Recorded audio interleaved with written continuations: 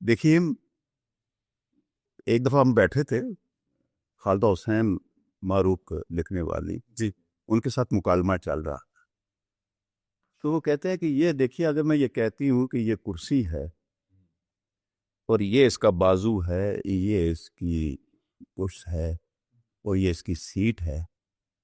تو پھر کرسی کہاں؟ یہ بازو ہے، یہ سیٹ ہے؟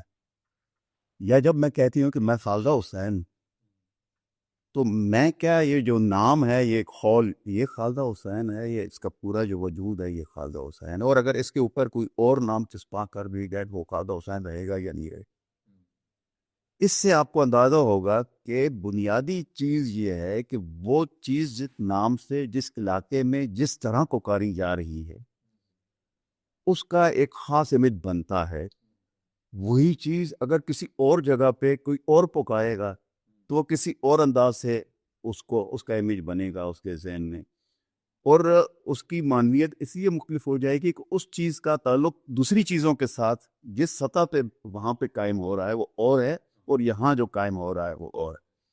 یہی چیز ہے جو بنیادی طور پہ آپ کو اندر سے انگیخ کرتی ہے کہ آپ کیسے آگے بڑھیں اور چیزوں کے بارے میں ایک تصور جو ہے وہ آپ کیسے قائم کریں. یہ جو آپ زبان گھر میں بول رہے ہوتے ہیں، ماں کی گود سے سیکھ کے باہر نکل رہے ہوتے ہیں، یہ ایسی نہیں ہے کہ آپ اسے کہیں کہ بس ٹھیک ہے جی، یہ ایک کمیونیکیشن کا ذریعہ ہے. یہ بنیادی طور پہ اندر آپ کے ایک تخلیقی قوت کو بھی بیدار کرتی ہے اور چیزوں کے بارے میں ایک خاص قسم کا، ایک خاص اینگل سے، ایک خاص زاویے سے آپ کا ایک نقطہ نظر قائم کرتی ہے جو دوسروں سے مختلف ہوتا ہے. یہیں سے آپ کے فرد کی بھی شناخت قائم ہوتی ہے، اس کے ماحول کی بھی شناخت قائم ہوتی ہے، اس کے جو معنویت ہے وہ دوسروں سے مختلف ہوتی چلی جاتی ہے.